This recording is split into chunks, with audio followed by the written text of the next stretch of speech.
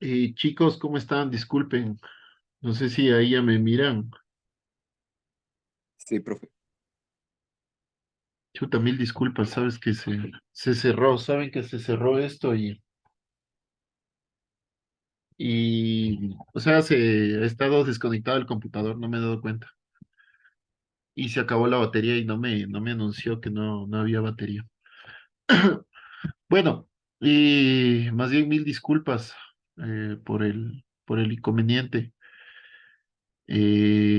Continuemos, por favor. No sé si es que ya están todos como para continuar,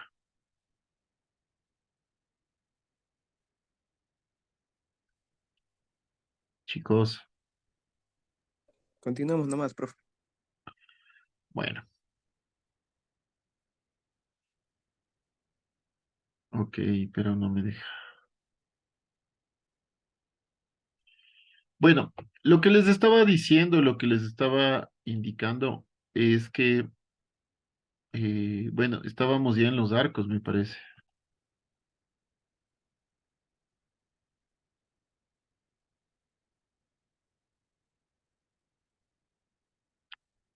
Bueno, entonces, en esta arquitectura, los arcos más ocupados o más utilizados son estos arcos de medio punto, ¿sí?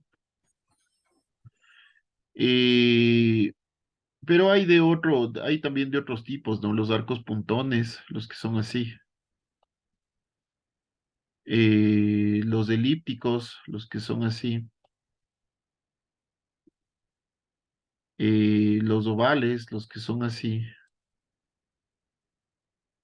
y también hay los mixtilíneos, los que pueden ser de dos tipos, ovales y elípticos o, o mixtos, ¿no? Bueno, ya, las fachadas se curvan como consecuencia de la introducción de entablamentos curvos, inspiradas en el modelo de Il Gisù, de Vignola. Tienen dos cuerpos, se van haciendo más movidas y ricas en claros oscuros, se llenan de esculturas, las columnas se desprenden del muro y el efecto general es el de mayor riqueza y movimiento. Es decir, existe por un lado el muro y por otro lado existen las columnas, ¿no? Es decir, las columnas son separadas del muro, se levantan del muro. Se empiezan a dibujar fachadas cóncavas o convexas que relacionan estrechamente con el espacio urbano, eh, en que se insertan y que edifican teniendo en cuenta el ángulo bajo el cual van a ser vistas buscando efectos de perspectivas jugadas y de ejes diagonales. Se utiliza mucho esto, ¿no? Estos elementos salidos. Esto se llama un frontón y se utiliza mucho en este tipo de arquitectura, ¿sí? Aquí podemos ver las fachadas cóncavas y convexas, ¿no? Ah, y, y cómo esto se vincula con el espacio urbano. Por ejemplo, aquí. Esto es un espacio público o generado desde la misma iglesia. Eh, Se supone que los muros se hacen flexibles, se mueven con entrantes y salientes, se ondulan. Las cornisas muy salientes también reflejan esta concepción dinámica de la fachada. Se trata casi de una concepción orgánica del edificio, ¿no? O sea, estos elementos, estas cornisas salidas, tipo volado, ¿sí? Tenemos aquí el mismo elemento. Otro de los elementos característicos de esta arquitectura son las cúpulas. Las cúpulas sobresalen en el exterior, pero interiormente serán absorbidas como superficie semiesférica, pura por un torbellino de figuras, pinturas, molduras o fingidos cielos. En el caso de la Basílica de Santa María de Elche, cuando se representa el misterio. Son grandes rompimientos de glorias en los que en los que aquellas simulan desaparecer dejando ver un mundo celestial. Es decir, en las cúpulas por debajo se utiliza mucho el efecto de cielo. Es decir, las cúpulas por debajo tienen pinturas, molduras, que hacen alusión a algo celestial, ¿no? Otro elemento son las bóvedas. Los sistemas de cubiertas son muy variados. Las bóvedas de cañón, arista, lunetos o semiesféricas sobre pechinas. Estas son las pechinas, por si acaso. ¿Sí? Eh, Son las más características. También se construyen bóvedas falsas llamadas encamonadas. Frente a estos elementos ya utilizados en el Renacimiento, se ensayan nuevas bóvedas ovales o estrelladas, multiplicándose las cúpulas en el exterior del edificio. ¿Sí? Entendamos que por adentro, por fuera hay cúpula y por dentro es bóveda. ¿Sí? La cúpula es por fuera y adentro es la bóveda. Esto es lo que tenemos como bóveda, miren.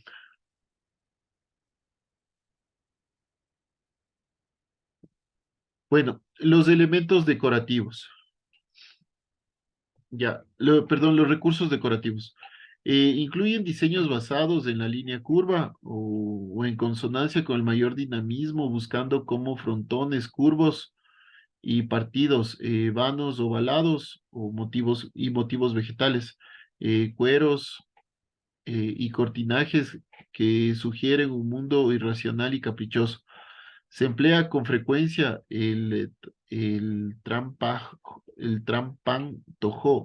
o trampa de ojo, un recurso que a través de la pintura simula un espacio arquitectónico que se abre sobre un muro.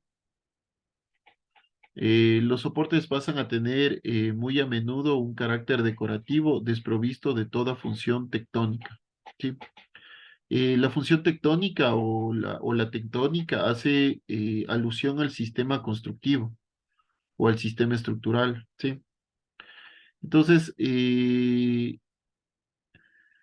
es esto del, del,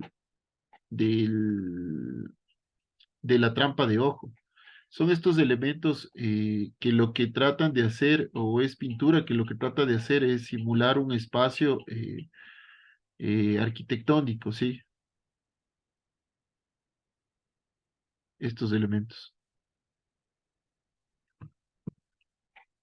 Bueno, y todos estos elementos se emplean con gran libertad, pues lo que se valora es la intervención y la originalidad en la plasmación de formas nuevas que impresionen al espectador. En ocasiones, la artificiosidad en procedimientos va en detrimento de la solidez o funcionalidad del edificio.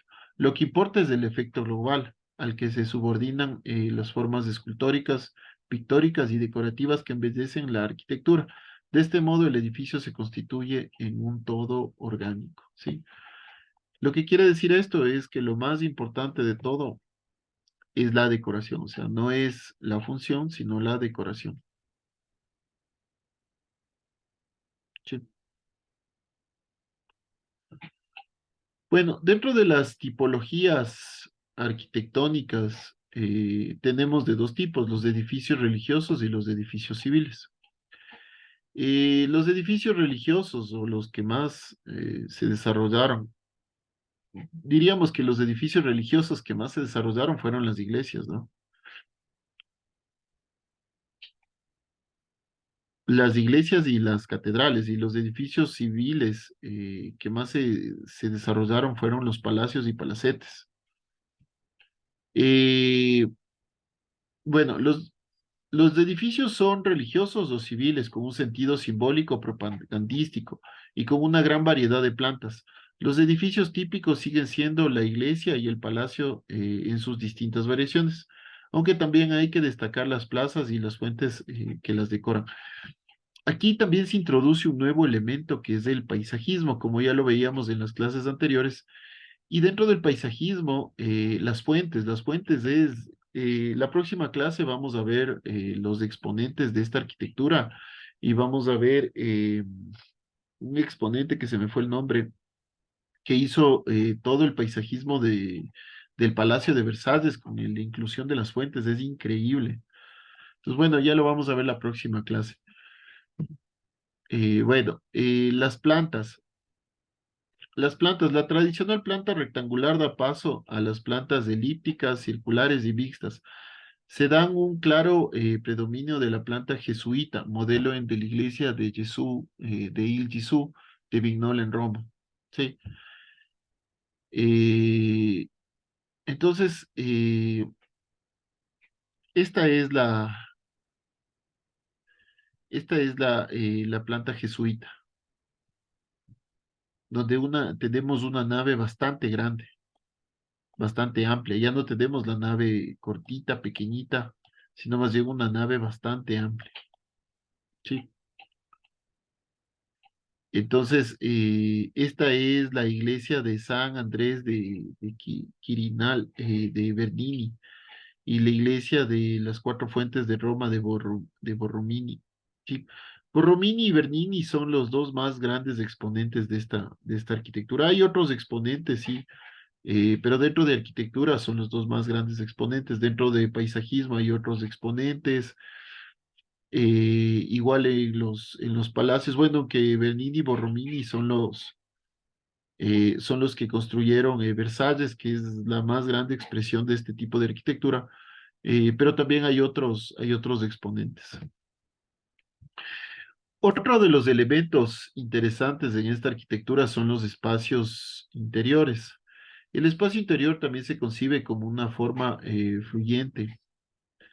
Estando dominado por las superficies curvas, la decoración va haciéndose cada vez más rica y colorista, potenciando el efecto escenográfico y teatral de la arquitectura barroca. Aquí podemos ver la iglesia de San Carlos de las Cuatro Fuentes en Roma, de Borromini. Y bueno, y aquí, por ejemplo, vamos viendo, esto ya es un rococó, ya lo vamos a ver en dos clases más, cuáles son los estilos, o posiblemente les del sábado, cuáles son los estilos o los subestilos del barroco, ¿no? Y esto ya es un rococó, que son espacios muy cargados en cambio también de colores. Bueno, como conclusión, podemos señalar que los valores plásticos giran en torno a dos principios, la liberación de las formas y el dinamismo. Se rompe el canon y no le interesa la claridad, sino los juegos de los volúmenes y espacios a este tipo de arquitectura. En el exterior, las fachadas tienen un papel muy importante con movimiento y efectos de claro-oscuros, y el espacio interior es envolvente, misterioso, infinito y a veces teatral. ¿Sí? Bueno, y cómo de ver, lo único que les iba a pedir es que me ayuden. El barroco es casi o más que extenso que el renacentismo. Entonces, para tratar de adelantar un poco el entendimiento de estas clases, lo que les voy a pedir es que por favor hagamos una infografía de los autores más destacados del barroco español. ¿Sí? La próxima clase vamos a ver sobre autores, eh, pero hagamos una infografía de los autores más destacados del barroco español, es decir, de los arquitectos que destacaron dentro del barroco español. ¿Sí? Eh, bueno, no sé si tienen alguna pregunta o alguna inquietud, chicos. Chicos, chicos, ¿están ahí? No, de arquitecto, la verdad es que no tengo ninguna duda. Yo supongo que mis compañeros igual. Sí, más que nada sobre el deber. No sé, por ejemplo, yo les podría, a ver, déjenme ver. Podríamos hablar sobre los autores más destacados del barroco español. Eh, por ejemplo, hay un arquitecto, el que hizo la iglesia de, se me fue el nombre, la iglesia de la que queda, que tiene hasta un libro, la iglesia del, se me fue el nombre, la iglesia del, la Catedral de Santiago de Compostela. Este arquitecto, por ejemplo, es Fernando de Casas Novoa. Eh, Creo que es el más grande exponente del barroco español, ¿no? En España, pero también se dio el barroco español ya en América. Pero ese, si no, no lo toquemos, solo centrémonos en el barroco español en España.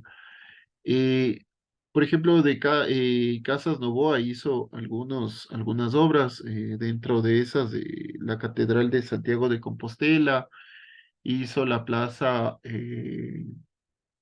del monasterio de San Martín, no me acuerdo cómo se llama. Pero bueno, hay un montón de arquitectura barroca en España, en Granada, en Madrid. Entonces, tratemos de rescatar esa arquitectura y veamos los autores. Solo hay que hacer una infografía sobre los autores. Si ustedes tienen unos dos o tres o cuatro autores, sí, yo creo que lo justo es unos cuatro al menos, unos cuatro autores, ya sería bastante. La idea con esto es que la próxima semana yo les voy a dar autores de la arquitectura renacentista y sí quisiera que ya por lo menos tengamos un poco adelantado esto. Sí, no les mando de toda la arquitectura renacentista, porque eso yo les voy a dar. Pero la idea de esta pequeña tarea es que ustedes puedan ver algunos autores. Sí, por ejemplo, aquí hay justo aquí. Y no está el que yo les dije. Mire. Por ejemplo, Gómez de la Mora, Pedro de Rivera, Pedro de Rivera, Juan Gómez de la Mora. Sí.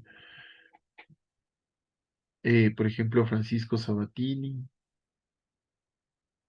perdón, Francesco Sabatini. Yo tenía un profesor Francisco Sabatini. Bueno, eso, entonces yo ya les mando esta pequeña infografía como para que lo puedan ver. Pero ayúdenme con eso, ¿sí?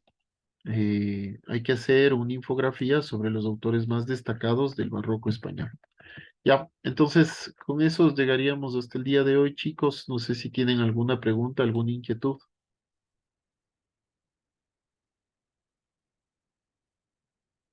Chicos, chicos. No, Bueno, chicos, entonces les mando un abrazo y cuídense mucho. Buena tarde. Igualmente. Gracias.